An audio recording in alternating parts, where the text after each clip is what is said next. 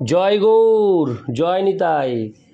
আজ 4ঠা বৈশাখ 1433 ও ইংরেজি 18 এপ্রিল 2026 শনিবার। আজ আমি শ্রী চৈতন্য চরিতামৃত পাঠ করছি।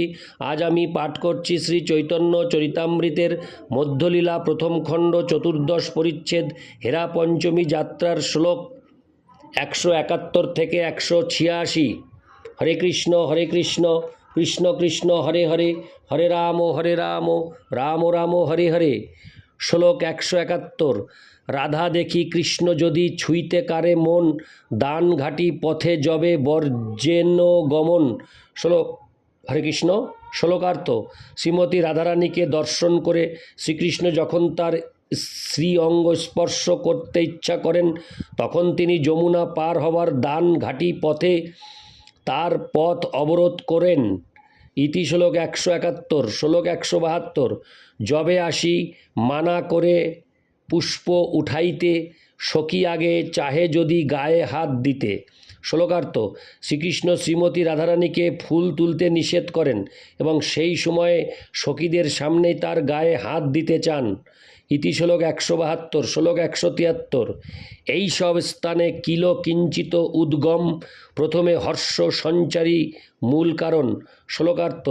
সেই সময় কিল কিঞ্চিত ভাবের উদ্গম হয়, প্রথমে হর্ষ পূর্ণ সঞ্চারী ভাব তার মূল কারণ হয়। তাৎপর্য: শ্রীমতী রাধারানী যখন বাড়ির বাইরে যান, তখন তিনি অত্যন্ত সুন্দর ও আকর্ষণীয় সজ্জায় সজ্জিত হন। এটি শ্রীকৃষ্ণকে আকর্ষণ করার জন্য তার স্ত্রীসুলভ স্বভাব এবং তার সৌন্দর্যে আকৃষ্ট হয়ে শ্রীকৃষ্ণ তার শ্রীঅঙ্গ স্পর্শ করতে ইচ্ছা করেন। তখন কোনো আছিলায় দানঘাটি যাওয়ার পথে অথবা পুষ্প কাননে শ্রীকৃষ্ণ তাকে বাধা দেন। এইভাবে শ্রীকৃষ্ণ শ্রীমতী রাধারানীর সঙ্গে তার লীলাবিলাস করেন। শ্রীমতী রাধারানী গোপবালিকা, তাই তিনি কলসিতে দুধ নিয়ে যমুনার অপার পারে, হরে কৃষ্ণ, যমুনার অপর পারে তা বিক্রি করতে যান। নদী পার হতে হলে শুল্ক দিতে হয় এবং যেখানে মাঝি শুল্ক সংগ্রহ করে সেই স্থানটিকে বলা হয় দান ঘাটি।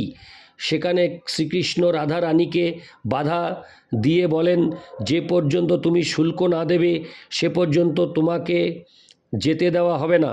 এইভাবে শ্রীমতী রাধারানীর সঙ্গে শ্রীকৃষ্ণের যে লীলা তাকে বলা হয় দানকেলি লীলা। তেমনি শ্রীমতী রাধারানী যখন পুষ্প চয়ন করতে যান, তখন শ্রীকৃষ্ণ পুষ্পবনের অধিকারী হয়ে তুমি আমার ফুল চুরি করছো বলে তাকে বাধা দেন। এইসব স্থলে এই সময়ে শ্রীমতী রাধারানীর কিল কিঞ্চিত ভাবের উদ্গম হয়। এই সমস্ত ভাবের লক্ষণগুলি শ্রীল রূপ গোস্বামীর রচিত উজ্জ্বল নীলমণি অনুভাব প্রকরণ 39 থেকে উদ্ধৃত পরবর্তী শ্লোকটিতে বর্ণিত হয়েছে। ইতি শ্লোক 173। শ্লোক 174। গর্বাভিলাষ রুদিত স্মিতাশুয়া ভয়ক্রুধাম শঙ্করীকরণং হর্ষাদুচ্যতে কিল কিঞ্চিতম। অনুবাদ: গর্ব, অভিলাষ, রোদন, স্মিত, অসূয়া, ভয় ও ক্রোধ এই 7টি ভাবের হর্ষ সহ শঙ্করীকরণ অর্থাৎ মিশ্রণ করাকে কিল কিঞ্চিত ভাব বলে। ইতি শ্লোক 174। শ্লোক 175। আর 7 ভাব 80 সহজে মিলয়, অষ্টভাব সন্মিলনে মহাভাব হয়। শ্লোকার্থ। মূল কারণ হর্ষের সঙ্গে গর্ব আদি 7টি ভাব মিলিত হয়ে এই অষ্টভাব সম্মিলনে কিল কিঞ্চিত মহাভাব হয়। ইতি শ্লোক 175। শ্লোক 176। গর্ব, অভিলাষ, ভয় শুষ্ক রুধিত, ক্রোধ অসূয়া হয় আর মন্দ স্মিত। শ্লোকার্থ। মহাভাবের 7টি উপাদান গর্ব, অভিলাষ, ভয়, শুষ্ক, রোদন, ক্রোধ, অসূয়া এবং স্মিত হাস্য। ইতি শ্লোক 176। শ্লোক 177। নানা সাধু অষ্টভাব একত্র মিলন, যাহার আস্বাদে তৃপ্ত হয় কৃষ্ণ মন। শ্লোকার্থ: চিন্ময় স্তরে 8 প্রকার ভাব রয়েছে এবং সেগুলি যখন একত্রে মিলিত হয় তখন তা আস্বাদন করে শ্রীকৃষ্ণের মন সর্বতোভাবে তৃপ্ত হয়। ইতি শ্লোক 177। শ্লোক 178। দধি খণ্ড ঘৃত মধু মরিচ কর্পূর এলাচি মিলনে জইছে রসালা মধুর। শ্লোকার্থ: দধি, মিশ্রি, ঘি, মধু, মরিচ, কর্পূর, হরে কৃষ্ণ, কর্পূর এবং এলাচির মিলনে যে অপূর্ব মধুর স্বাদের উদয় হয়, এমনি এই 8টি ভাবের মিশ্রণও অত্যন্ত মধুর। ইতি শ্লোক 178। শ্লোক 179। এই ভাব যুক্ত দেখি রাধাস্য নয়ন, সঙ্গম হইতে সুখ পায় কোটি গুণ। শ্লোকার্থ: এই সমস্ত ভাবযুক্ত রাধারানীর মুখ ও নয়ন দর্শন করে শ্রীকৃষ্ণ তাকে নিবিড়ভাবে আলিঙ্গন করার থেকেও কোটি গুণ সুখ পায়। তাৎপর্য: শ্রীল রূপ গোস্বামীর উজ্জ্বল নীলমণি অনুভাব প্রকরণ 41 থেকে উদ্ধৃত পরবর্তী শ্লোকটিতে এই তত্ত্ব বিস্তারিতভাবে বিশ্লেষণ করা হয়েছে। ইতি শ্লোক 179। 180। অন্তঃশেরো তয়োজ্জ্বলা জল কণব্যাকীর্ণ পক্নাঙ্কুরা কিঞ্চিৎ পাটলিতাঞ্জলা রসিকোত্তোৎসিক্তা পুরকুঞ্জতি রুদ্ধায়া পথি মাধবেন মধুর ব্যভুগ্নতোরোত্তরা রাধায়া কিল কিঞ্চিতস্তবকিনী দৃষ্টি শ্রিয়ং বহ ক্রিয়াত।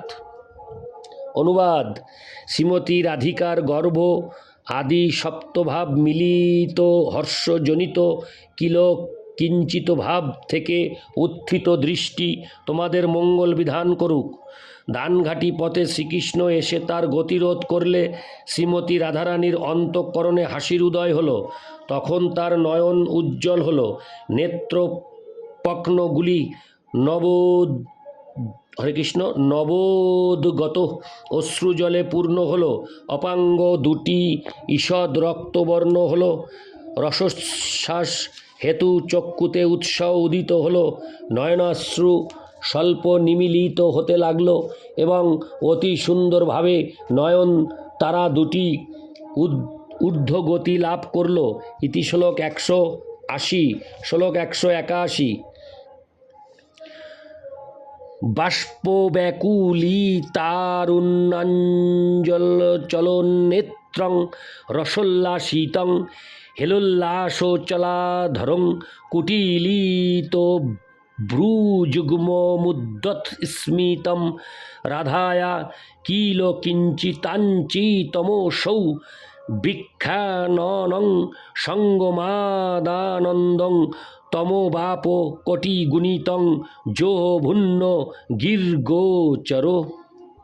অনুবাদ: রাধিকার নেত্র বাষ্প দ্বারা আকুল, তার অরুণ বরণ অঞ্চল চঞ্চল হল, রসোল্লাস ও কন্দর্প ভাব হেতু অধর কম্পিত হল, ভ্রুযুগল কুটিল হল, মুখপদ্ম ঈষৎ হাস্যে বিকশিত হল এবং কিল কিঞ্চিত ভাবজনিত সুখ ব্যক্ত হতে দেখে শ্রীকৃষ্ণ রাধিকার মুখ দর্শনে তার সঙ্গে সঙ্গম অপেক্ষা কোটিগুণ যে সুখ লাভ করলেন তা বাক্যে বর্ণনা করা যায় না।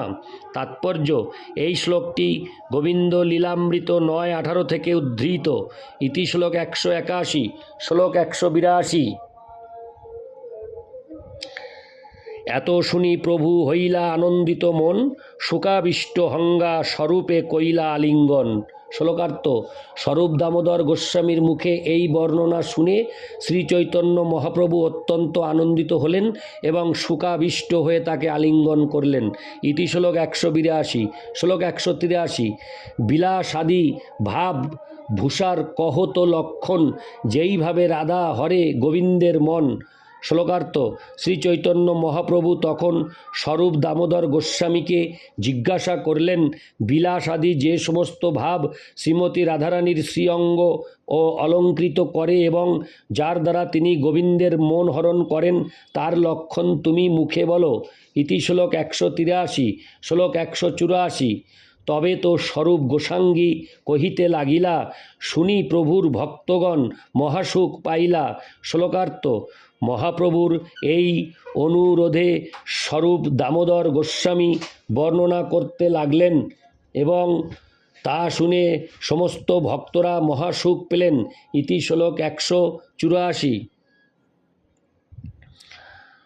শ্লোক 185 থেকে 186। রাধা বসি আছে কিবা বৃন্দাবনে যায়, তাহা যদি আচম্বিতে কৃষ্ণ দর্শন পায়, দেখিতে না ভাব, হরে কৃষ্ণ, দেখিতে নানা ভাব হয় বিলক্ষণ, যে বৈলক্ষণের নাম বিলাসভূষণ। শ্লোকার্থ। বসে থেকে অথবা বৃন্দাবনে যাওয়ার সময় শ্রীমতী রাধারানী যদি আচম্বিতে শ্রীকৃষ্ণের দর্শন পান, তখন তাকে দেখে নানা প্রকার ভাবের লক্ষণ প্রকাশিত হয়। সেই বিশেষ লক্ষণের নাম বিলাসভূষণ। তাৎপর্য: উজ্জ্বল নীলমণির অনুভাব প্রকরণ 39 থেকে উদ্ধৃত পরবর্তী শ্লোকে তার বর্ণনা করা হয়েছে। ইতি শ্লোক 185 থেকে 186। হরে কৃষ্ণ কৃষ্ণ কৃষ্ণ হরে হরে, হরে রাম রাম রাম হরে হরে। জয় গৌর, জয় নিতাই।